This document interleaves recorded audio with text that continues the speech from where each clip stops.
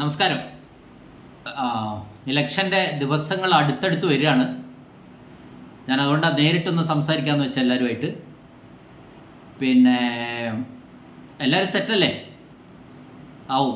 ക്ലാസ്സുകളൊക്കെ കേട്ടു, നിങ്ങൾ നന്നായി കാര്യങ്ങളൊക്കെ മനസ്സിലാക്കിയിട്ടുണ്ട്. ഞാനിപ്പോൾ ചെയ്യുന്നത് കഴിഞ്ഞ ക്ലാസ്സുകളിലൊക്കെ ആയിട്ട് പിന്നെ ഞാൻ അവസാനം ബാക്കി കാര്യങ്ങളൊക്കെ പറയാം. ഇട്ട ക്ലാസ്സുകളുടെ കമൻറ്റ് ബോക്സിൽ കുറേ സംശയങ്ങൾ വന്നിരുന്നു. ഞാനതൊന്ന് നോട്ട് ചെയ്തിട്ടുണ്ട്. ആ സംശയങ്ങൾക്കുള്ള മറുപടികളാണ് പറയുന്നത്. അതിൽ മറുപടി എന്ന് പറയുന്നത് പലർക്കും അറിയുന്നതായിരിക്കും, എന്നാൽ ചിലർക്ക് ചില കാര്യങ്ങൾ ധാരണയില്ലാത്തവരും ഉണ്ടാവും. അപ്പോൾ വെറുതെ ഒന്ന് കേട്ട് നോക്കാം, പാസീവായിട്ട് കേട്ടാൽ മതി.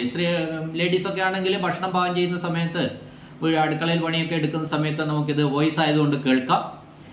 പിന്നെ അപ്പം നമുക്ക് നേരിട്ട് ഈ സംശയങ്ങൾ എന്തൊക്കെയാണ് അതിൻ്റെ മറുപടി നമുക്കൊന്ന് നോക്കാം. ഒന്നാമത് ചോദിച്ച ഒരു ചോദ്യം, വിവിപാറ്റ് സ്ലിപ്പ് അവസാനം എങ്ങനെയാണ് അത് പുറത്തെടുക്കണോ, എന്താ ചെയ്യേണ്ടത്? അപ്പോൾ നമ്മൾ വിവിപാറ്റ് സ്ലിപ്പ് മോപ്പോളിന് ശേഷം മാത്രം പുറത്തെടുക്കുകയും പിന്നെ രണ്ടാമത് അവസാനം എല്ലാ വോട്ടിങ് കഴിഞ്ഞിട്ട് അത് ബോക്സിൽ തന്നെ നമ്മൾ ഇട്ടുകൊണ്ടാണ് സീൽ ചെയ്യുന്നത്. ഒരിക്കലും അത് പുറത്തേക്ക് നമ്മൾ എടുക്കുന്നില്ല. മോക്പോളിൻ്റെ പിന്നെ സ്ലിപ്പ് മാത്രമേ നമ്മൾ എടുത്ത് ബ്ലാക്ക് കവറിൽ സീൽ ചെയ്യുന്നുള്ളൂ. ദെൻ രണ്ടാമത്തെ, പ്രോക്സി വോട്ടറുടെ ഏത് വിരലിലാണ് മഷി കുത്തുന്നത്? ഞാനത് അന്ന് പറയാൻ വിട്ടുപോയതാണെന്ന് തോന്നുന്നു. നടുവിരൽ, ഇടത് കൈയുടെ നടുവിരലിലാണ് മഷി കുത്തുന്നത്. ചൂണ്ടുവിരൽ കഴിഞ്ഞിട്ടുള്ള വിരലിലാണ്, മിഡിൽ ഫിംഗർ എന്ന് പറയും, അതിലാണ് മഷി കൊടുക്കേണ്ടത്. അപ്പോൾ ഇത് ശരിക്കും പ്രോക്സി വോട്ടർ എന്ന് പറയുമ്പോൾ അത് യഥാർത്ഥ വോട്ടർ വന്ന് വോട്ട് ചെയ്യുന്നത് പോലെയുള്ള പരിഗണന കൊടുക്കണമെന്നാണ് പറയുന്നത്. പിന്നെ മാത്രമല്ല, ഇതിൻ്റെ ലിസ്റ്റിൽ, വോട്ടേഴ്സ് രജിസ്റ്ററിൽ ഇപ്പോൾ ക്ലാസിഫൈഡ് സർവീസ് വോട്ടർ, അതായത് CSV ഉണ്ടെങ്കിൽ അവർക്ക് പ്രത്യേകമായിട്ടൊരു ലിസ്റ്റ് തരും എന്നാണ് പറയുന്നത്. അഡീഷണൽ ആയിട്ട് വേറെ കാണിക്കും ലാസ്റ്റിൽ 1, 2, 3, 4, 5 അങ്ങനെ ക്രമത്തിൽ വേറെ കാണിക്കും. അങ്ങനെ കാണിക്കുമ്പോൾ അതിൻ്റെ ബ്രാക്കറ്റിൽ നമ്മൾ രജിസ്റ്ററിൽ എഴുതുമ്പോൾ പിന്നെ ആ ക്രമ നമ്പറും ആ CSVയിലെ, അതായത് ക്ലാസിഫൈഡ് സർവീസ് വോട്ടറിലെ ക്രമ നമ്പറും അതിൻ്റെ ബ്രാക്കറ്റിൽ PV എന്നുകൂടി, പ്രോക്സി വോട്ട് എന്നുകൂടി രേഖപ്പെടുത്തണമെന്നാണ് പറഞ്ഞിട്ടുള്ളത്. മറ്റൊരു കാര്യം എന്താണെന്ന് വെച്ചാൽ, ഈ ടെസ്റ്റ് വോട്ട് 49 MA എന്ന് പറയുന്ന വോട്ട് പരാജയപ്പെട്ടാൽ അദ്ദേഹത്തെ പോലീസിന് കൈമാറണോ, എന്താ ചെയ്യേണ്ടതെന്നാണ്. അപ്പം ഞാൻ ഇക്കാര്യം അന്വേഷിച്ചപ്പോൾ അപ്പോൾ കൈമാറണമെന്നാണ് പറഞ്ഞത്. പോലീസിന് കൈമാറണം. പക്ഷേ നമുക്ക് ഈ letter of complaint to SHO എന്ന് പറയുന്ന ഒരു ഫോം മാത്രമേ ഉള്ളൂ. ആ ഫോമാണെങ്കിൽ ചലഞ്ച് വോട്ടുമായി ബന്ധപ്പെട്ടതാണ്. ഈ ടെസ്റ്റ് വോട്ട് പരാജയപ്പെടുമ്പോൾ ഒരു കംപ്ലൈൻറ്റ് കൊടുക്കാൻ വേണ്ടി ഒരു ഫോർമാറ്റ് നമുക്ക് തന്നിട്ടില്ല എന്നുള്ളതാണ് സത്യം. നമ്മൾ വിചാരിക്കുക ടെസ്റ്റ് വോട്ടൊന്നും ഉണ്ടാവത്തില്ല. ടെസ്റ്റ് വോട്ടിന് ഒരാൾ വന്നാൽ തന്നെ അയാളോട് ആദ്യമേ പറയണം, നമ്മൾ ഇങ്ങനെ യഥാർത്ഥമാണെങ്കിലേ ഇത് പറയാവൂ, ഇല്ലെങ്കിൽ താങ്കളെ ഇപ്പോൾ തന്നെ അറസ്റ്റ് ചെയ്യും എന്നുള്ള രീതിയിൽ സംസാരിച്ചതിന് ശേഷമേ ഈ ടെസ്റ്റ് നടത്താൻ പാടുള്ളൂ. അത് നമ്മൾ പ്രത്യേകം ശ്രദ്ധിക്കുക.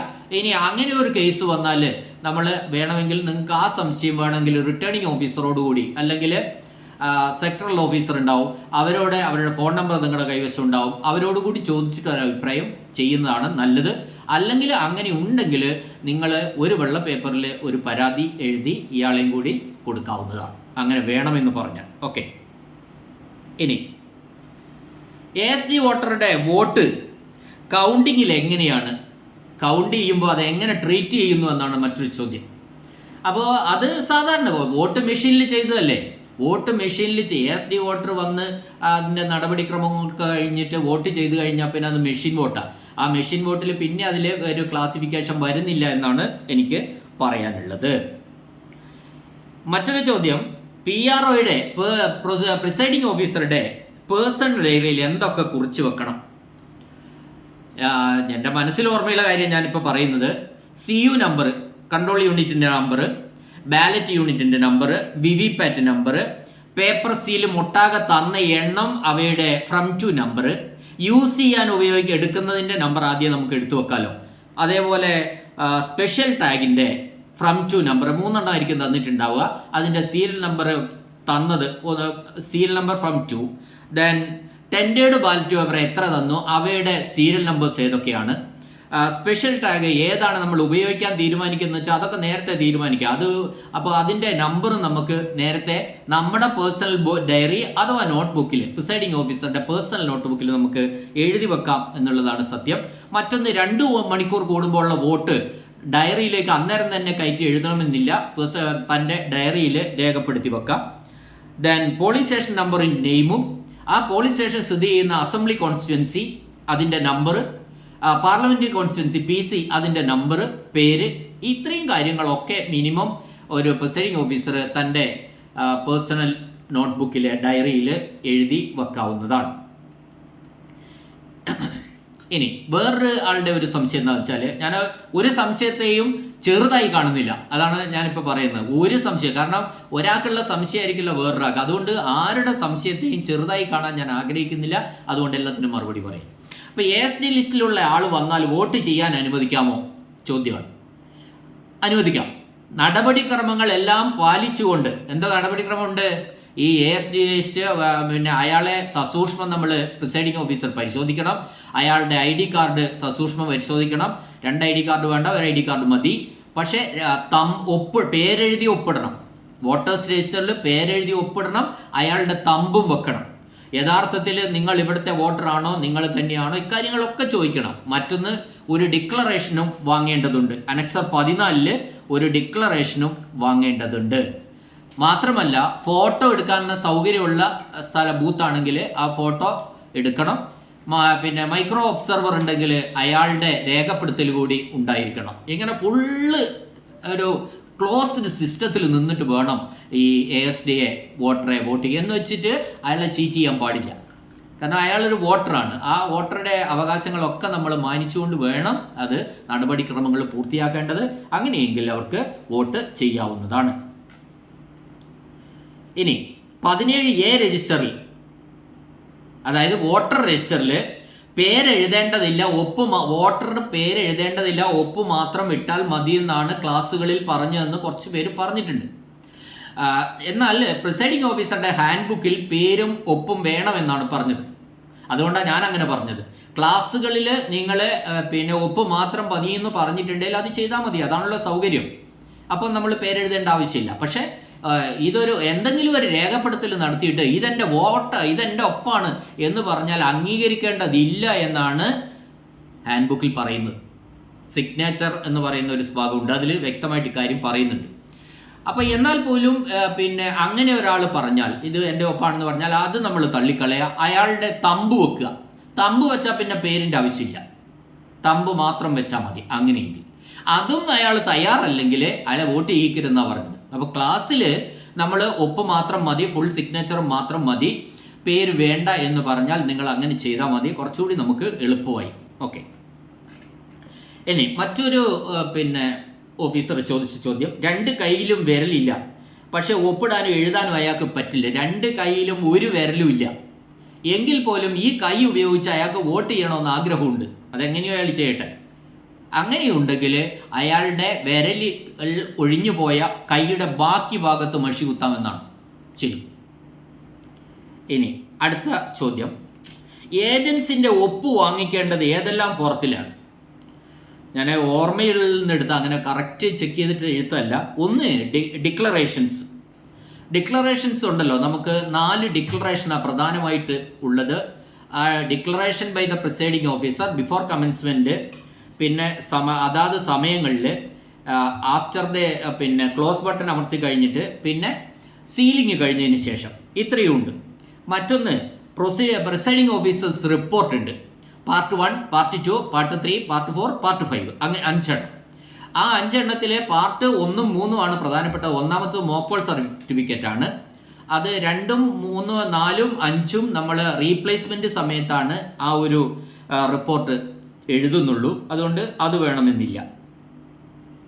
17 സീല് വാങ്ങാൻ നമ്മളെ വോട്ടർ അക്കൗണ്ട് 17 സീല് ഇത് വാങ്ങേണ്ട ഒരു പോളിംഗ് ഏജൻസിന് ഒപ്പിടാനുള്ള സ്ഥലമുണ്ട്.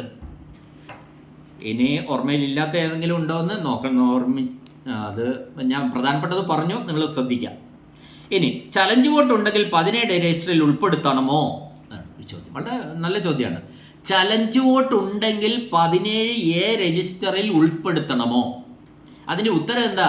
ഈ ചലഞ്ച് എപ്പോഴാണ് വരുന്നത്? ഫസ്റ്റ് പോളിംഗ് ഓഫീസർ പേരും ക്രമനമ്പറും പേരും ഒച്ചത്തിൽ വിളിച്ച് പറയുമ്പോൾ തന്നെ ചലഞ്ച് വരും.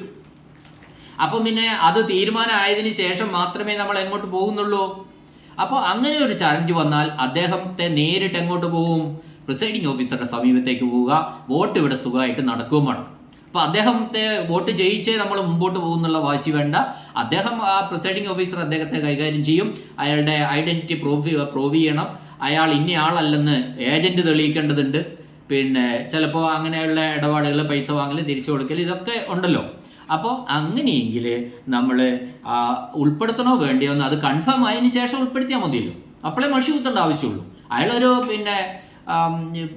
യഥാർത്ഥ വോട്ടർ അല്ലെ, ഒരു ബോഗസ് വോട്ടർ ആണെങ്കിൽ പിന്നെ നമ്മൾ അതിലേക്ക് തിരിയേണ്ട ആവശ്യമില്ല. ഓക്കെ, ഇനി മോക്ക് പോളിന് മുമ്പ് ടോട്ടൽ അമർത്തി കൺഫേം ചെയ്താൽ പോരെ? ക്ലിയർ ചെയ്യേണ്ടതുണ്ടോ? ഒരു ചോദ്യമാണേ.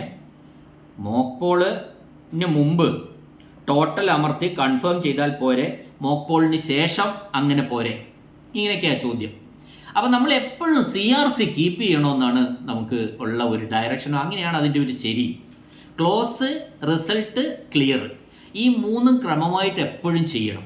ഇപ്പം നമ്മൾ മോക്ക് പോൾ കഴിഞ്ഞാലും ഇതൊക്കെ ചെയ്യണം. ആദ്യം നമ്മൾ ക്ലോസ് ചെയ്തു, റിസൾട്ട് പബ്ലിഷ് ചെയ്തു, ക്ലിയർ ചെയ്തതിന് ശേഷമേ നമ്മൾ സീലിംഗ് കഴിഞ്ഞ് അവസാനം നമ്മൾ ടോട്ടൽ ഒരിക്കൽ കൂടി ഓടിച്ച് കൺഫേം ചെയ്യാവും. ഇനി ഇതൊക്കെ ചെയ്താൽ പോലെ നമുക്ക് ഈ എപ്പോഴും ഈ സംശയം നിൽക്കും, ദൈവമേ അതെല്ലാം ചെയ്തോ, ക്ലിയർ ചെയ്തിട്ടുണ്ടോ, ഇനി അതെങ്ങാനും അവിടെ കൺട്രോൾ യൂണിറ്റിലെങ്ങാനും എന്തെങ്കിലും കിടപ്പുണ്ടോ എന്നൊക്കെ ഒരു സംശയം. നമ്മൾ ഈ ഇസ്തിരിപ്പെട്ടി ഓഫാക്കിയോ എന്നുള്ള സംശയമില്ലേ എന്ന് പറഞ്ഞ മാതിരിയുള്ള ഒരു സംശയം ഇങ്ങനെ നിലനിൽക്കും. അപ്പോൾ അവിടെ എല്ലാം അങ്ങോട്ട് പോയിക്കോട്ടെ, ക്ലിയർ ആയിട്ട് തന്നെ, വളരെ വ്യക്തമായിട്ട് തന്നെ പോയിക്കോട്ടെ. ഒന്നിലും നമ്മളൊരു പിശുക്ക്, ഒരു ബട്ടൺ അമർത്തുന്നതിൻ്റെ പിശുക്കൊന്നും നമ്മൾ കാണിക്കേണ്ടതില്ല എന്നാണ് എനിക്ക് പറയാനുള്ളത്. മറ്റൊരു ചോദ്യം, ഏജന്റ് 2 പേര് വന്നു. ഏജന്റ് 2 പേര് വന്നു, വേറെ ആരും വന്നില്ല. അങ്ങനെയുള്ള കുറേ സ്ഥാനാർത്ഥികളുണ്ട്. എന്ത് ചെയ്യണമെന്നാണ്. ആ 2 പേരെ കൊണ്ട് തന്നെ, സമയത്ത് വന്ന 2 പേരെ കൊണ്ട് തന്നെ നമുക്ക് ബാക്കിയെല്ലാം ചെയ്യിക്കാം. അവരെന്നെ ചെയ്തോട്ടെ, എല്ലാം കുഴപ്പമൊന്നുമില്ല. തലേന്ന് കണക്ഷൻ കൊടുത്തു വെച്ചാലുള്ള പ്രശ്നം മനസ്സിലായില്ല. അടുത്ത സംശയമാണ്. തലേന്ന് അങ്ങനെ എപ്പോഴോ ചെയ്ത ആൾക്കാരുണ്ട്. പഞ്ചായത്ത് ഇലക്ഷനൊക്കെ അങ്ങനെ ചെയ്തിട്ടുണ്ട്. എല്ലാ കണക്ഷനും സെറ്റ് ചെയ്ത് വെച്ചു. അപ്പോൾ അതിൻ്റെ കമൻറ്റിൻ്റെ അടിയിൽ തന്നെ ആരോ എഴുതി എലി കടിക്കുന്നതുകൊണ്ടാണ് ആയിരിക്കും. അതും ഉണ്ടാവാം, എലി കടിക്കലും ഉണ്ടാവാം. പക്ഷേ നമ്മളെ ബാറ്ററി ഡൗൺ ആകും എന്നുള്ളതാണ് അതിൻ്റെ പ്രധാനപ്പെട്ട കാരണം. ഇപ്പം നമ്മൾ യാതൊരു കാരണവശാലും തലേന്ന് കണക്ഷൻ കൊടുത്ത് വെക്കരുതെന്നാണ് പറയുന്നത്. കൺട്രോൾ യൂണിറ്റിൽ പ്രശ്നങ്ങളൊന്നും ഉണ്ടായില്ലെങ്കിൽ പോലും VVPAT മിക്കവാറും പോയി കിട്ടുമെന്നാണ് പറയുന്നത്. ആ ബാറ്ററി ഡൗൺ ആയി, അത് ക്ലിയർ. അതുകൊണ്ട് യാതൊരു കാരണവശാലും തലേന്ന് കണക്ഷൻ കൊടുത്ത് വെക്കരുത്. മോക്ക് പോൾ കഴിഞ്ഞ് സീൽ ചെയ്യുന്നതിന് VVPAT ഓഫ് ആക്കണോ? വളരെ വളരെ ഇമ്പോർട്ടൻ്റ് ക്വസ്റ്റ്യൻ ആണ് ഇത്, നിങ്ങൾ ശ്രദ്ധിച്ചോളണം.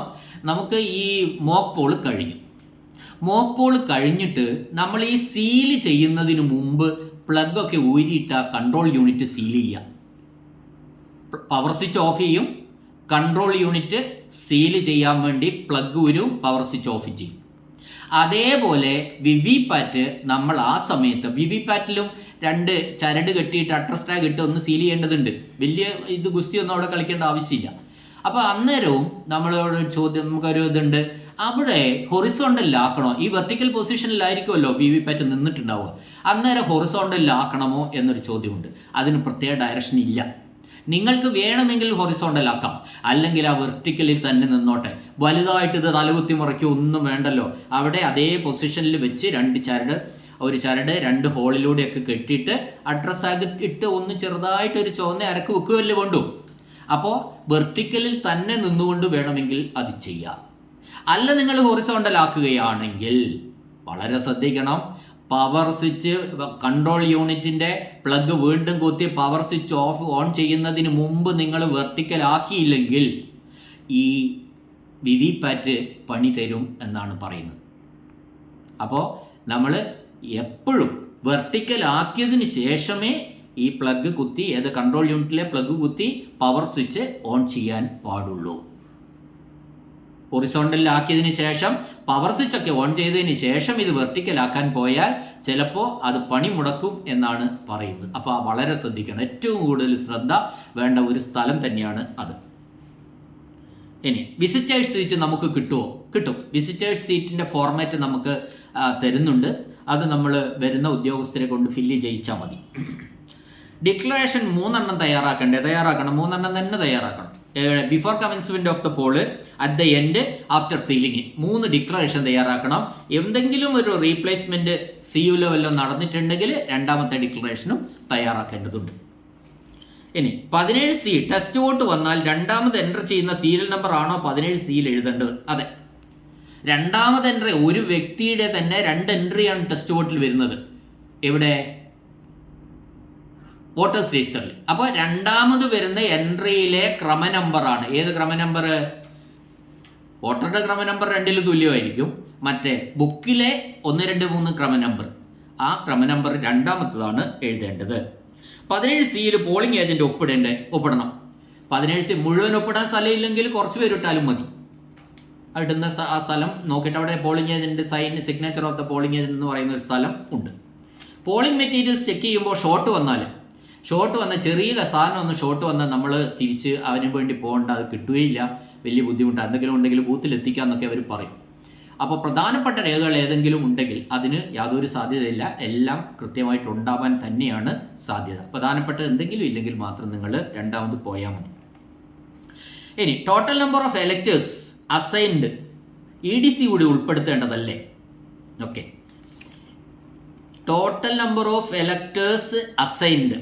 ഈ ബൂത്തിൽ അസൈൻഡ് എന്നത് ഉദ്ദേശിക്കുന്നത് ഈ ബൂത്തിൽ വോട്ട് ചെയ്യാൻ അർഹതപ്പെട്ടവർ എത്രയുണ്ട്. സപ്പോസ് ഈ ബൂത്തിലേക്ക് നമ്മുടെ കൂട്ടത്തിലുള്ള ഒരു EDC സർട്ടിഫിക്കറ്റും കൊണ്ട് വന്നിട്ടുണ്ട്.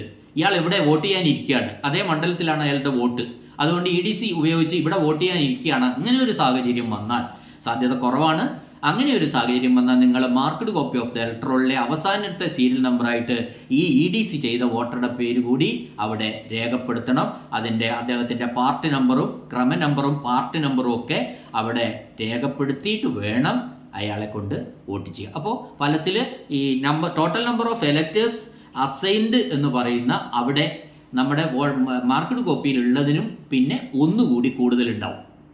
മനസ്സിലായിട്ടുണ്ടാവും എന്ന് വിചാരിക്കുന്നു.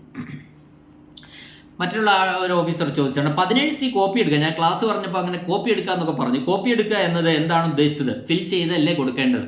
ഫില്ല് ചെയ്യുക എന്ന് തന്നെയാണ് ഞാൻ ഉദ്ദേശിച്ചത്. 17C നമുക്കൊരു 10, 15, 10, 12, 13, 14 വരെ കിട്ടാം 17C ഫോം.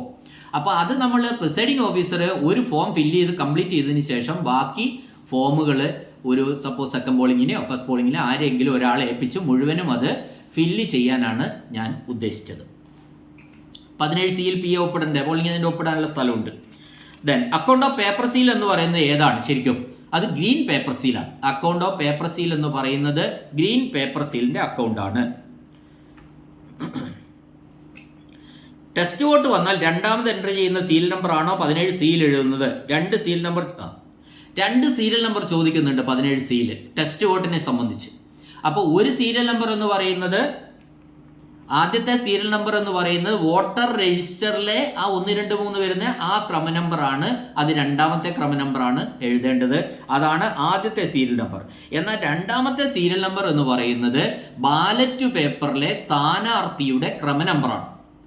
ബാലറ്റ് പേപ്പറിൽ 6 സ്ഥാനാർത്ഥി ഉണ്ടെങ്കിൽ 3ാമത്തെ സ്ഥാനാർത്ഥിയാണെങ്കിൽ അതാണ് അവിടുത്തെ സീരിയൽ നമ്പർ 3. ഓക്കെ, അതായത് ടെസ്റ്റ് വോട്ട് കൊടുത്ത സ്ഥാനാർത്ഥിയാണ് കേട്ടോ.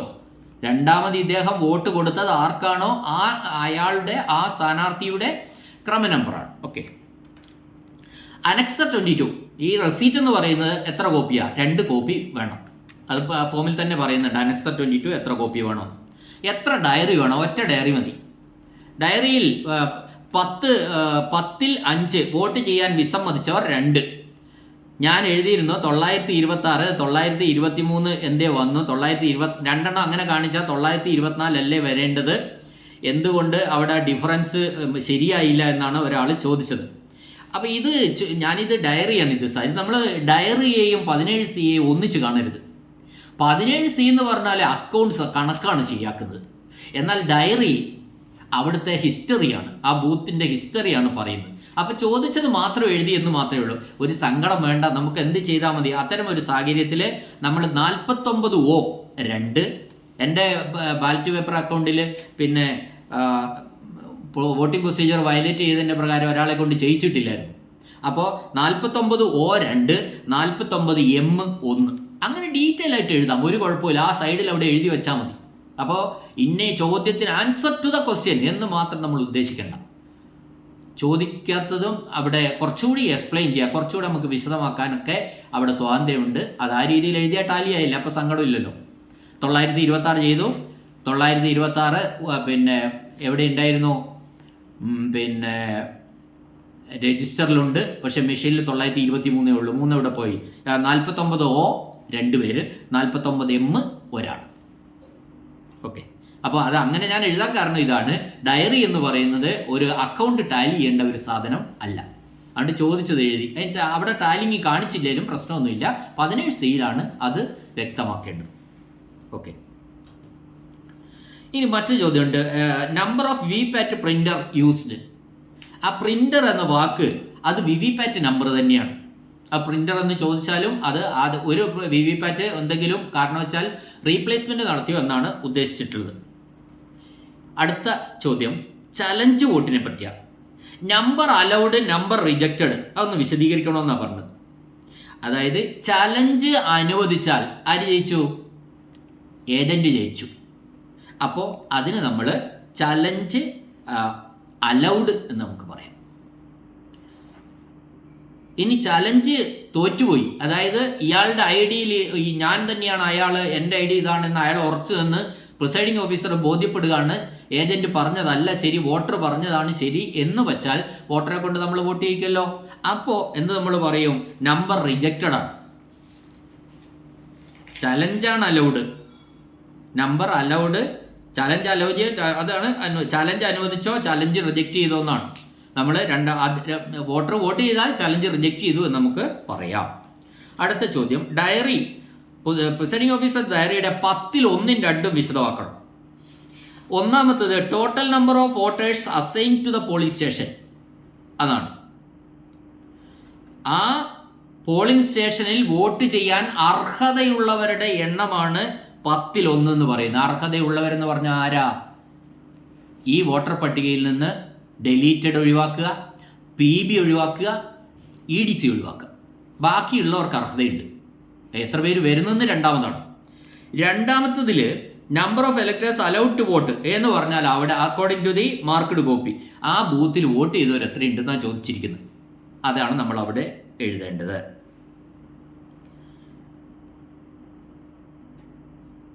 പിന്നെ സമയമാണ് 20B.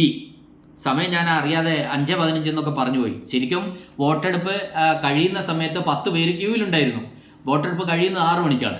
അപ്പോൾ 10 പേര് ക്യൂവിലുണ്ട്. ആ 10 പേർക്ക് കൂടി വോട്ട് ചെയ്യാനുള്ള അവകാശമുണ്ട്. അപ്പോൾ 20B എന്ന് പറയുന്നത് സമയം എഴുതുന്ന സമയത്ത് നമ്മൾ 6:20 തീർന്നെങ്കിൽ 6:20 PM എന്നാണ് എഴുതേണ്ടത്. ഫോംസ് ഫില്ല് ചെയ്യേണ്ടത് റെഡിങ്ങിലാണോ? അല്ല, ഒരിക്കലും അല്ല. നീലയോ കറുപ്പോ ആണ്. ഞാനിവിടെ ഫോംസ് ഫില്ല് ചെയ്യുമ്പോൾ റെഡ് ഉപയോഗിക്കാൻ കാരണം ഒരു അറ്റൻഷൻ കിട്ടാൻ വേണ്ടിയിട്ടാണ്. നമ്മളിത് കാണുമ്പോൾ ഒരു അറ്റൻഷൻ കിട്ടാൻ വേണ്ടി മാത്രമാണ് റെഡ് ഉപയോഗിച്ച്, പിന്നെ അത് നിങ്ങൾക്ക് കാണാൻ വേണ്ടിയാണ്. യാതൊരു കാരണവശാൽ റെഡിലല്ല, നീലയോ കറുപ്പോ ഉപയോഗിച്ചാണ് അത് ചെയ്യേണ്ടത്. റിട്ടേണിംഗ് ഓഫീസർക്ക് ഏതൊക്കെ കവർ കൊടുക്കണം? റിട്ടേണിംഗ് ഓഫീസർക്കായിട്ട് പ്രത്യേകമായിട്ട് കൊടുക്കാൻ ഒരു കവറായിട്ട് പറയുന്നില്ല. EVM കവേഴ്സ് അങ്ങനെയാണ്, സ്ക്രൂട്ടിനി കവേഴ്സ് അങ്ങനെയാണ് തരംതിരിച്ചിരിക്കുന്നത്. അത് അവിടെ ചെല്ലുമ്പോൾ അവർ ക്രമത്തിൽ വാങ്ങിക്കോളും.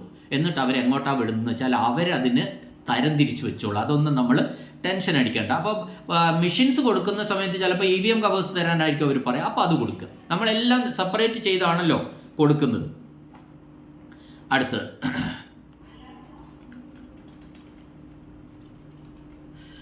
ഡയറിയിൽ 22/5 വോട്ടെടുപ്പ് തടസ്സപ്പെടുകയോ തടയപ്പെടുകയോ ചെയ്തിട്ടുണ്ടോ എന്നാണ് ചോദ്യം വോട്ടെടുപ്പിന്. അതിൽ 5ാമത്തതിൽ ഫെയിലർ ഓഫ് വോട്ടിംഗ് മെഷീൻ്റെ തകരാറ് കാരണമായിട്ട് വെക്കാമോ എന്നാണ് ചോദ്യം. വോട്ടിംഗ് മെഷീൻ്റെ തകരാറ് ഉണ്ടെങ്കിൽ അതിൽ 22/5 അത് എഴുതണം. ഫെയിലർ ഓഫ് വോട്ടിംഗ് മെഷീൻ എന്ന് നമുക്ക് എഴുതാം. കാരണം അത് ഇടയ്ക്ക് വോട്ടിംഗ് മെഷീനിൽ എന്തെങ്കിലും ബുദ്ധിമുട്ട് വന്നെങ്കിലാണ് അത് നമ്മൾ ചെയ്യുന്നത്. ഇനി മോക്ക് പോൾ സർട്ടിഫിക്കറ്റ് 2, 4, 5 ബാധകമല്ലെങ്കിൽ എഴുതണോ, പോളിംഗ് ഏജൻറ്റ്സ് ഒപ്പിടണോ? നമ്മൾ എല്ലാ ഫോംസും തലേന്ന് തന്നെ നമ്മൾ അറിയുന്ന കാര്യങ്ങൾ എഴുതി വെക്കും, അല്ലെ എഴുതാൻ കഴിയുന്ന കാര്യങ്ങൾ എല്ലാത്തിലും എഴുതി വെക്കും. Polling station number, booth number, അത്തരം കാര്യങ്ങളൊക്കെ നമ്മൾ എഴുതി വെക്കും. അപ്പോൾ യഥാർത്ഥത്തിൽ നമ്മൾ റീപ്ലേസ്മെൻറ്റ് ഇല്ലെങ്കിൽ നമുക്ക് ശരിക്കും മോക്ക് പോൾ സർട്ടിഫിക്കറ്റിൽ എന്ത് വേണ്ടോ, 1ഉം 3ഉമേ വേണ്ടു. ഒന്നാണ് മോക്ക് പോൾ സർട്ടിഫിക്കറ്റ്. പിന്നെ 3 എപ്പോഴാണ് ചെയ്യുന്നത്? പ്രസ്സിങ് ഓഫ് ക്ലോസ് ബട്ടൺ അമർത്തി കഴിഞ്ഞിട്ടാണ് പിന്നെ 3 ചെയ്യുന്നത്. അപ്പോൾ ഇതിനെല്ലാം പ്രിസൈഡിംഗ് ഓഫീസേഴ്സ് റിപ്പോർട്ട് എന്നാണ് പറയുന്നത്. Part 1, part 2, part 3, part 4, part 5. ഈ വേണ്ടാത്തതിൽ നമ്മൾ പിന്നീട് ഏജൻസ് ഒപ്പിടുക ഒന്നും വേണ്ട, വേണ്ടതിൽ മാത്രം ഇട്ടാൽ മതി. വേണ്ടാത്തതിൽ എന്ത് ചെയ്യുക? ക്രോസ് ആയിട്ട് ഡയഗണലായിട്ട് വലിയ സ്കെച്ച് വെച്ചിട്ട് ഒരു ഓളത്തിലല്ല നീട്ടി ഒരു നിലം എഴുതിയേക്കുക. അടിയിൽ പ്രിസൈഡിംഗ് ഓഫീസർ ആ ഫോമിൽ ഇടുക, കൺസേൺഡ് ആ കവറിലേക്ക് കയറ്റി വെക്കുക. 49 MA serial number and name of assembly constituency എന്താണ് എഴുതേണ്ടത്? 49 MA എന്ന് പറയുന്ന ടെസ്റ്റ് വോട്ടാണ്. ടെസ്റ്റ് വോട്ടിൽ, അതായത് അങ്ങനെ ചോദിച്ചാൽ എന്താ പറയുക, അസംബ്ലി കോൺസ്റ്റിറ്റ്യുവൻസിക്ക് ഒരു നമ്പർ ഉണ്ടാവുമല്ലോ. ബൂത്ത് നമ്പർ പോലെ തന്നെ അസംബ്ലി കോൺസ്റ്റിറ്റ്യുവൻസിക്ക് ഒരു നമ്പർ ഉണ്ടാവും. ആ നമ്പറാണ് അവിടെ എഴുതേണ്ടത്. പോളിംഗ് ഏജന്റിന്റെ സീൽ എന്ന് പറഞ്ഞാൽ എന്താണ്? ചില പോളിംഗ് ഏജന്റുമാർക്ക് സീൽ ഉണ്ടാവും, ഒരു റൗണ്ട് സീൽ, അവരുടെ ഒരു അടയാളം. ആ അടയാളം എന്ന് പറയുന്നത് അവർക്ക് ചിലപ്പോൾ പിന്നെ ഏതെങ്കിലും കവറിൻ്റെ മുകളിൽ വെക്കാനോ പേപ്പറിൻ്റെ മുകളിൽ വെക്കാനോ ഉള്ളൊക്കെ അവകാശമുണ്ട്. ചിലപ്പോൾ അവർക്ക് ഒരു മെറ്റൽ സീലായിരിക്കും. ആ മെറ്റൽ സീൽ എന്ന് പറയുന്നത് ഉരുക്കി ഒഴിക്കുന്ന അരക്ക് വെക്കുന്നതിൻ്റെ ഏത് പുറത്തും ആ മെറ്റൽ സീലൂടെ അവർക്ക് കൂടി വെക്കാനുള്ള അവകാശമുണ്ട്. അപ്പോൾ അത്തരത്തിൽ ഈ പോളിംഗ് ഏജന്റുമാർക്ക് ഏതെങ്കിലും തരത്തിലുള്ള സീലുകൾ ഉണ്ടെങ്കിൽ അത് അവർക്ക് അവിടെയൊക്കെ വെക്കാനുള്ള സ്വാതന്ത്ര്യമുണ്ട്. ഡിക്ലറേഷൻ ഉച്ചത്തിൽ വിളിച്ചു പറയണോ എന്നാണ്. മോക്കോൾ നടത്തി മെഷീൻ ഉച്ചത്തിൽ വിളിച്ചു പറഞ്ഞില്ലെങ്കിലും കാര്യങ്ങളൊക്കെ ഇവരെ ബോധ്യപ്പെടുത്തണം. മെഷീൻ കൃത്യം പിന്നെ മോക്കോളിന് ശേഷം ഡേറ്റ നീക്കം ചെയ്തു എന്നാണ് ഒന്ന് പറയേണ്ടത്. പിന്നെ വിവിപാറ്റ് സ്ലിപ്പ് മാറ്റി എന്നാണ് 2 പറയേണ്ടത്. വോട്ടർ പട്ടികയിൽ PB EDC അല്ലാതെ മറ്റൊന്നും ഇല്ലെന്ന് അവരെ ബോധ്യപ്പെടുത്തണം. 17A രജിസ്റ്ററിൽ ഒന്നും രേഖപ്പെടുത്തിയിട്ടില്ല എന്ന് ബോധ്യപ്പെടുത്തണം. പേപ്പർ സീലിൽ ഞാനും പോളിംഗ് ഏജൻസോ ഒപ്പിട്ടിട്ടുണ്ട് എന്ന് ബോധ്യപ്പെടുത്തും. സ്പെഷ്യൽ അഡ്രസ് ടാഗിൽ കൺട്രോൾ യൂണിറ്റിൻ്റെ നമ്പർ രേഖപ്പെടുത്തി ഒപ്പിട്ടിട്ടുണ്ടെന്ന് പറയണം. സ്പെഷ്യൽ അഡ്രസ് ടാഗിൽ സീൽ നമ്പർ കൊടുക്കാൻ പോളിംഗ് ഏജന്റുമാരോട് നമ്മൾ ആവശ്യപ്പെട്ടിട്ടുണ്ട്. ഇത്രയും കാര്യങ്ങളാണ് ഡിക്ലറേഷനിൽ പറയുന്നത്. അത് അവരോട് നേരിട്ട് പറഞ്ഞ് വലിയ ഉച്ചത്തിലൊന്നും വിളിച്ചു പറയണമെന്നില്ല. ഇക്കാര്യങ്ങളെല്ലാം ഒന്ന് ചെക്ക് ചെയ്ത് ഉറപ്പിച്ചാൽ മതി. EVN റീപ്ലേസ്മെന്റ് ഇല്ലെങ്കിൽ ആ ഫോമിൽ ഏജന്റ് ഒപ്പിടണം. ഏജന്റ് ഒപ്പിടേണ്ട ആവശ്യമില്ല. പിന്നെ നമ്മൾ മനസ്സിലാക്കേണ്ട കാര്യം, ഇപ്പോഴും 24A എന്നൊന്നും പലരും വിട്ടിട്ടില്ല കേട്ടോ. അതായത് പഞ്ചായത്ത് ഇലക്ഷൻ നടന്നപ്പോൾ നമുക്ക് 24A ഉണ്ടായിരുന്നു. അതായിരുന്നു അവിടുത്തെ വോട്ടർ അക്കൗണ്ട്. അതിൽ നിന്നൊന്നും ആൾക്കാർ മുക്തമായിട്ടില്ല. ഇപ്പോൾ സംശയം ചോദിക്കുമ്പോഴും 24A എന്നാണ് പറയുന്നത്. അപ്പോൾ ഇത് ഫോം നമ്പർ മൊത്തത്തിൽ മാറിയിട്ടുണ്ട്. അത് നമ്മൾ പ്രത്യേകമായിട്ട് മറ്റത് N22, N1, N10 അങ്ങനെയൊക്കെ ഉണ്ടായിരുന്നു. അതൊന്നും ഇല്ല. ഇപ്പം നമ്മൾ അനക്സർ വെച്ചിട്ടാണ് അധികവും പറയുന്നത്. അപ്പം മൊത്തത്തിൽ നമ്പറുകൾക്ക് മാറ്റമുണ്ട് എന്ന കാര്യം നമ്മൾ തിരിച്ചറിയണം. അത് ഒന്ന് മനസ്സിലാക്കി വെക്കണം. ASD ലിസ്റ്റിൽ ഉള്ളവർ വോട്ട് ചെയ്യേണ്ടവരല്ലേ? വോട്ട് ചെയ്യാം. എല്ലാ നടപടിക്രമങ്ങളും ശരിയായാൽ അവർക്ക് വോട്ട് ചെയ്യാം. നടപടിക്രമം ക്ലിയർ അല്ലെങ്കിൽ ASD ലിസ്റ്റിലുള്ള ഒരാൾ മരണപ്പെട്ട ഒരാൾക്ക് പകരമായിട്ട് വേറൊരാളെ വന്നെങ്കിൽ അവിടെ നടക്കുമോ? പറ്റില്ല. സീൽഡ് എന്ന് പറയുന്നതൊക്കെ സീൽഡ് എന്ന് പറഞ്ഞാൽ നിങ്ങൾ സ്റ്റാപ്ലർ പിൻ യൂസ് ചെയ്യുന്നുണ്ടെങ്കിൽ ഒരു 2 എണ്ണമെങ്കിലും യൂസ് ചെയ്യണം. സീൽഡ് എന്ന് പറഞ്ഞിട്ടുണ്ടെങ്കിൽ നിങ്ങൾ ഒന്നും നോക്കണ്ട, അത് ഒട്ടിച്ചിട്ട് സീൽ ചെയ്യുക. പശ വെച്ച് ഒട്ടിച്ചിട്ട് സീൽ ചെയ്യാം. ഈ പിന്നെ അൺസീൽഡ് എന്ന് പറയുന്നത് അവിടെ ചെല്ലുമ്പോൾ തുറന്ന് നോക്കാനുള്ള മിക്കവാറും തുറന്ന് നോക്കും. അതുകൊണ്ടാണ് കൂടുതലും അത്തരത്തിൽ പറയുന്നത്. അത് സീൽഡ് വേണ്ടത്, സീൽഡ് ഇല്ലെങ്കിൽ അവർ ചുവന്ന ഇറക്കില്ലെങ്കിൽ അവർ വാങ്ങില്ല. അത്തരത്തിൽ സീൽ വെക്കേണ്ടത് സീൽ വെക്കുക. അൺസീൽഡ് തുറന്നു നോക്കാൻ സാധ്യതയുള്ള പേപ്പർ കവറുകളൊക്കെ ഒരു 2 അപ്പുറം 2 3 സ്റ്റാപ്ലർ പിന്ന് വെക്കുക. ഒന്നും പുറത്തേക്ക് തള്ളി പോകരുത്. Voter turn out record scrutiny കവറിലല്ലേ? വോട്ടർ ടേൺ ഔട്ട് റെക്കോർഡ് എന്ന് പറയുന്ന ഒന്നുണ്ട് ശരിക്കും. അത് പിന്നെ ശരിക്കും പറഞ്ഞാൽ ആകെ എത്ര വോട്ട് അവിടെ എത്ര ചെയ്തു, പുരുഷൻ എത്ര, സ്ത്രീ എത്ര, ശതമാനം എത്ര എന്നൊക്കെ പറയുന്ന ഒരു റിപ്പോർട്ടാണ്. അത് ഈ ഇലക്ഷൻ കഴിഞ്ഞിട്ട് കൊടുക്കേണ്ട ഒരു റിപ്പോർട്ടായിട്ടാണ് പറയുന്നത്. പക്ഷേ അതിനൊരു ഫോർമാറ്റ് ഇതിലെവിടെയും തന്നതായിട്ട് കാണുന്നില്ല. അങ്ങനെ ചിലർ പറയുന്നു അത് സ്ക്രൂട്ടിനി കവറിൻ്റെ ഒപ്പം വെക്കണം. പക്ഷേ നമ്മൾ റെസീറ്റിൽ ഈ പിന്നെ ഫോർമാറ്റ് റെസീറ്റിൽ അത് പറയുന്നില്ല. ഈ പിന്നെ വോട്ടർ ടേൺ ഔട്ട് റെക്കോർഡിനെ പറ്റി പറയുന്നില്ല. നോക്കാം, നമുക്ക് അതിലെന്തെങ്കിലും വിശദാംശങ്ങൾ ഉണ്ടെങ്കിൽ നമുക്ക് കൂടുതൽ പറഞ്ഞു തരാം. ദെൻ മറ്റൊന്ന് റെസീറ്റ് ബുക്ക്. റെസീറ്റ് ബുക്ക് പൂരിപ്പിക്കാൻ ഒരു സംശയം എല്ലാവർക്കും. അതായത് ചലഞ്ച് വോട്ടിന് സമ്മതമായ റെസീറ്റ് ബുക്ക്. ആ റെസീറ്റ് ബുക്കിന് ആദ്യത്തെ 2 കോളങ്ങൾ മാത്രം നമ്മൾ യൂസ് ചെയ്താൽ മതി ഒരാൾക്ക്. റെസീറ്റ് ആദ്യത്തേത് നമുക്ക് റെസീറ്റാണ്, 2 രൂപ മേടിക്കുന്നതിനുള്ള റെസീറ്റ്. ഇന്ന ആളിൽ നിന്ന് പ്രിസൈഡിംഗ് ഓഫീസർ ഒപ്പിട്ട്, ഏജന്റിൽ നിന്നാണല്ലോ നമ്മൾ പൈസ മേടിക്കുന്നത്, വോട്ടറിൽ നിന്നല്ല. ഏജന്റ് ആണല്ലോ ചലഞ്ച് ചെയ്തത്, അപ്പോൾ ഏജന്റിൽ നിന്ന് വാങ്ങി. ചലഞ്ച് പരാജയപ്പെട്ടാൽ, ഏജന്റ് പരാജയപ്പെട്ടാൽ അടുത്ത ഒരു കോളം ഉണ്ട്. അപ്പോൾ 2 കോളം നമ്മൾ എടുക്കുന്നുണ്ട്. ഫോർഫീറ്റഡ് ടു ഗവൺമെന്റ് എന്ന് പറയുന്നുണ്ട്. ഗവൺമെന്റിലേക്ക് കണ്ടുകിട്ടി, അവിടെ പ്രിസൈഡിംഗ് ഓഫീസർ ഒപ്പിടുക രണ്ടാമത്തെ ഭാഗത്ത്. അതിൻ്റെ താഴെ അത് എന്ത് പറയുന്നു, റിസീവ്ഡ് ബാക്ക് എന്ന് പറഞ്ഞിട്ട് വീണ്ടും അയാൾക്ക് തിരിച്ചു കൊടുക്കുന്ന ഒരു ഭാഗമുണ്ട്. 2 രൂപ തിരിച്ചു കിട്ടി. അതിൻ്റെ അടിയിൽ ഒപ്പിടേണ്ടത് അദ്ദേഹമാണ്, ഈ പോളിംഗ് ഏജന്റാണ് ഒപ്പിടേണ്ടത്. അപ്പോൾ 2 ബോക്സ് മാത്രമേ ഒരാൾക്ക് യൂസ് ചെയ്യേണ്ടതായിട്ടുള്ളൂ. അതിൽ ബുക്ക് നമ്പർ എന്താണ്, page number, book number 1, page നമ്പറോ പേജ് നമ്പർ 1, ആ രീതിയിൽ നമ്മൾ പൂരിപ്പിച്ച് പോയാൽ മതി. അനക്സർ 3 പ്രകാരമാണ് ലിസ്റ്റ് ഈ മെറ്റീരിയൽസ് ഒക്കെ തരുന്നത് എന്തായാലും. അപ്പം നമ്മൾ വെറുതെ വോട്ടിന് പോകുന്നതിന് മുമ്പ് ഈ അനക്സർ 3 ഒന്ന് വായിച്ച് നോക്കി എന്തൊക്കെ മെറ്റീരിയൽസ് ആണ് നമുക്ക് തരുന്നതെന്ന്. വൈകാട്ടൊന്നും പഠിക്കണ്ട, എന്താണെന്നൊക്കെ ഒന്ന് മനസ്സിലാക്കുന്നത് നല്ലതാണ്. അതുകൊണ്ട് നിങ്ങൾക്ക് ഒരു ധാരണ കുറച്ചുകൂടി കൂടുതലായിട്ട് കിട്ടും.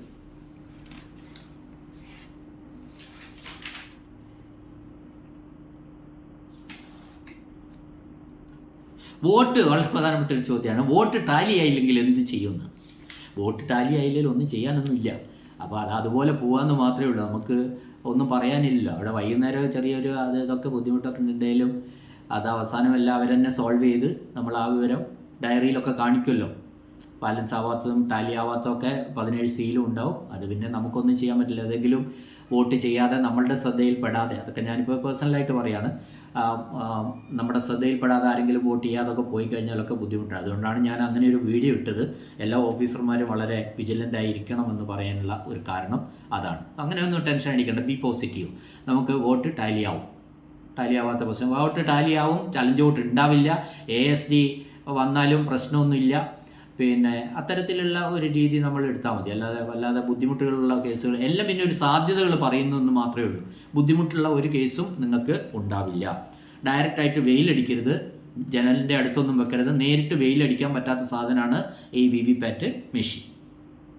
നില്ല് എങ്ങനെ എഴുതണമെന്നാ, ക്രോസ് ആയിട്ട്. ഞാൻ പറഞ്ഞല്ലോ, നില്ല് വെറുതെ ഒരു ഫോമിൽ കയറിയിട്ട് നിങ്ങൾ നില്ല് എഴുതണ്ട. തലേന്ന് നിങ്ങൾ ഫോമുകളൊക്കെ ഡിറ്റാച്ച് ചെയ്തിട്ട് പോളിംഗ് സ്റ്റേഷൻ നമ്പർ മറ്റത് CU നമ്പർ അറിയുന്ന കാര്യങ്ങളൊക്കെ നിങ്ങൾ തലേന്ന് തന്നെ ഫോറത്തിൽ എഴുതി കവറിൽ കയറ്റി വെച്ച്, ആദ്യത്തെ 3 എണ്ണം റബ്ബർ ബാൻഡ് ഇടുക, രണ്ടാമത്തെ 4 എണ്ണം റബ്ബർ ബാൻഡ് ഇടുക, അടുത്ത 5 എണ്ണം റബ്ബർ ബാൻഡ് ഇടുക, അടുത്ത 11 എണ്ണം റബ്ബർ ബാൻഡ് ഇടുക. അത്തരത്തിൽ ഒന്ന് TADA അത്തരത്തിൽ എല്ലാ കവറും അകത്ത് കയറ്റി സെറ്റ് ചെയ്ത് വെക്കണം. ഫോറങ്ങളില്ലാത്ത കവറുണ്ട്, അത് കവർ അതുപോലെ വെച്ചാൽ മതി. ആ കവറുകളെ പറ്റി എൻ്റെ 5ാമത്തെ വീഡിയോയിൽ കൃത്യമായിട്ട് ഞാൻ എൻ്റെ ഒരു രീതി പറഞ്ഞിട്ടുണ്ട്. താല്പര്യമുള്ളവർക്ക് അത് കാണാം. അപ്പോൾ നമ്മൾ പിന്നെ നില്ല് ബാക്കി കാര്യങ്ങൾ എഴുതിയാലല്ലേ നില്ലിന് അർത്ഥമുള്ളൂ. ഒരു ബ്ലാങ്ക് പേപ്പറിൽ പോയിട്ട് നമ്മൾ നിന്നെഴുതി, എവിടുത്തെ നില്ല, ഏത് ബൂത്തിലെ നില്ല, ഇതുമെല്ലാം തിരിച്ചറിയുന്നുണ്ടോ? അപ്പോൾ ഡിസ്റ്റിങ്വിഷൻ മാർക്ക് എല്ലാത്തിലും കിടന്നോട്ടെ. ബൂത്തിൽ കവറിൻ്റെ മുകളിലും ഈ പിന്നെ ഫോറത്തിലും ഒക്കെ ഡിസ്റ്റിങ്വിഷൻ മാർക്കും കൂടി കടന്നോട്ടെ, സീല് വെച്ചോളൂ. അപ്പോൾ നമ്മൾ ഇത്തരം കാര്യങ്ങൾ എഴുതിയിട്ട് നല്ല സ്കെച്ച് വെച്ചിട്ട് ഡയഗണലായിട്ട് നീളത്തിലൊരു നില്ലങ്ങ് എഴുതുക. പ്രിസൈഡിംഗ് ഓഫീസർ ആ കവറിൻ്റെ അടിയിലും ഒപ്പിടുക, കവറിനകത്തേക്ക് കയറ്റുക. ഓക്കെ. 17C പാർട്ട് 1 മാത്രം PAക്ക് കൊടുത്താൽ പോലെ പോളിംഗ് ഏജൻസിന് മതി. 17C പാർട്ട് 1 മാത്രമേ ഇപ്പോൾ ബാധകമുള്ളൂ. പാർട്ട് 2 എന്ന് പറഞ്ഞ റിസൾട്ട് സെക്ഷനാണ്. അവിടെ ഇപ്പോൾ ഒന്നും ചെയ്യേണ്ട ആവശ്യമില്ല, കൊടുക്കേണ്ടതുമില്ല. വലിയ കവർ സീൽ ചെയ്യണോ? വലിയ കവർ സീൽ ചെയ്യേണ്ട ആവശ്യമില്ല, അത് പറയുന്നില്ല. അത് നിങ്ങൾ അവിടെ ചെന്ന് ഓരോന്ന് എടുത്ത് കൊടുക്കേണ്ടി വരും. ഒന്നൊന്നും മേടിക്കും അവർ, അല്ലെങ്കിൽ നോക്കൂ. അപ്പോൾ അത് സീൽ ചെയ്യേണ്ട ആവശ്യമില്ല. ഫോം ഫില്ല് ചെയ്യുന്ന ചുവന്ന മഷിയിൽ മതിയോ എന്ന് ചോദിച്ചാൽ അതിൻ്റെ ഉത്തരവായി. അപ്പോൾ ഓക്കെ, ഞാൻ പിന്നെ ഈ പറഞ്ഞ കമൻറ്റ് ബോക്സിൽ പറഞ്ഞ മിക്കവാറും സംശയങ്ങൾ ആയി എന്നാണ് ഞാൻ വിചാരിക്കുന്നത്. പിന്നെ എന്തായാലും എൻ്റെ ക്ലാസ്സുകൾ ഒരുപാട് പേര് ഏറ്റെടുത്തു, നല്ല വാക്കുകൾ പറഞ്ഞു. എല്ലാവർക്കും പിന്നെ നന്ദി. തിരുവനന്തപുരം മുതൽ കാസർഗോഡ് വരെയുള്ള ഞാൻ നോക്കിയപ്പോൾ എൻ്റെ ക്ലാസ്സിനാണ് ഏറ്റവും കൂടുതൽ സ്വീകാര്യത വന്ന് ഞാനൊരു സ്വകാര്യ അഹങ്കാരമായിട്ട് പറയുകയാണ്. തീർച്ചയായിട്ടും എൻ്റെ പേര് സജീവൻ. ഞാൻ കണ്ണൂർ ജില്ലയിലെ ഇരിട്ടിക്കടുത്ത ഉളിക്കൽ സ്വദേശിയാണ്. പിന്നെ ആദ്യകാലം മുതലേ എനിക്ക് ക്ലാസ്സുകളോടൊക്കെ വലിയ താല്പര്യമായിരുന്നു, എടുക്കാറുണ്ടായിരുന്നു. പിന്നെ ഞാൻ മലപ്പുറം ജില്ലയിലെ Tirur government boys higher secondary സ്കൂളിൽ കുറേ കാലം ഹെഡ് മാഷായിരുന്നു. Munnar government vocational higher secondary school and TTIയിൽ ഹെഡ് മാഷായിരുന്നു. പിന്നെ ഇരിട്ടിയിൽ AU ആയിരുന്നു. അങ്ങനെയൊക്കെയുള്ള ഒരു പൊസിഷനിലായിരുന്നു ഉണ്ടായിരുന്നത്. അപ്പോൾ ഇത് ഞാനൊരു വളരെ കുറഞ്ഞ ഷോർട്ട് ടേമിൽ ഒരു 2-3 ഡേയ്സ് കൊണ്ടാണ് ഈ ക്ലാസ്സുകളൊക്കെ എനിക്ക് ചെയ്യേണ്ടി വന്ന്. അപ്പോൾ അതിൻ്റേതായ ലിമിറ്റേഷൻസ് ചിലപ്പോൾ ഉണ്ടായിട്ടുണ്ടാവും. എന്തു തന്നെയായാലും ഒരുപാട് എൻ്റെ വീഡിയോസ് ക്ലാസ്സുകൾ കണ്ടവരൊക്കെ എന്തായാലും പോളിംഗ് ഡ്യൂട്ടി ഉള്ളവരായിരിക്കുമല്ലോ. അപ്പോൾ ഒരുപാട് ആൾക്കാരെ പരിചയപ്പെടാൻ കഴിഞ്ഞു. പിന്നെ നിങ്ങൾക്ക് എന്നെ വിളിക്കാം, എന്തെങ്കിലും സംശയങ്ങളൊക്കെ പേഴ്സണലായിട്ട് സംശയം ഉണ്ടെങ്കിൽ എനിക്ക് അറിയുന്നത് അങ്ങനെ നമുക്ക് കോൺടാക്ട് ചെയ്ത് സംശയങ്ങൾ തീർക്കാം. എന്നാൽ പോലും എല്ലാവരും ഒക്കെ ഒരുമിച്ച് കോൾ വരുമ്പോൾ എല്ലാം കൂടി നമുക്ക് ചെയ്യാൻ പറ്റിക്കണമെന്നില്ല. എല്ലാവരെയും പരിചയപ്പെട്ടു. എൻ്റെ ഒരു ക്ലാസ്സിലൂടെ എല്ലാവരെയും എനിക്ക് പരിചയപ്പെടാൻ കഴിഞ്ഞു. സന്തോഷം, നിറഞ്ഞ സന്തോഷം. എല്ലാവർക്കും വീണ്ടും എന്തെങ്കിലുമൊക്കെ ആവശ്യങ്ങളുണ്ടെങ്കിൽ ഈ ഇലക്ഷനൊക്കെ ഇന്നും കഴിയുമല്ലോ, നിങ്ങൾക്ക് എപ്പോഴെങ്കിലുമൊക്കെ എന്നെ വിളിക്കാം. എല്ലാവർക്കും, ക്ലാസ് കേട്ടവർക്കും ഇതുവരെ എന്നെ പ്രോത്സാഹിപ്പിച്ചവർക്കും നല്ല വാക്കുകൾ പറഞ്ഞവർക്കും, നല്ല വാക്കേ പറഞ്ഞിട്ടുള്ളൂ എന്നുള്ള സത്യം, മോശം വാക്ക് ആരും ഒന്നും പറഞ്ഞിട്ടില്ല. അത് തന്നെ വലിയ കാര്യമല്ലേ. അതുകൊണ്ട് ആ ക്ലാസ്സും നിങ്ങളുടെ സന്തോഷമാണ് എനിക്ക് ഈ ക്ലാസ്സുകൾ ഇട്ടതിലൂടെ എനിക്ക് കിട്ടുന്ന സന്തോഷം എന്ന് മാത്രം പറഞ്ഞുകൊണ്ട് എന്നെ കേട്ട എല്ലാവർക്കും നന്ദി, നമസ്കാരം.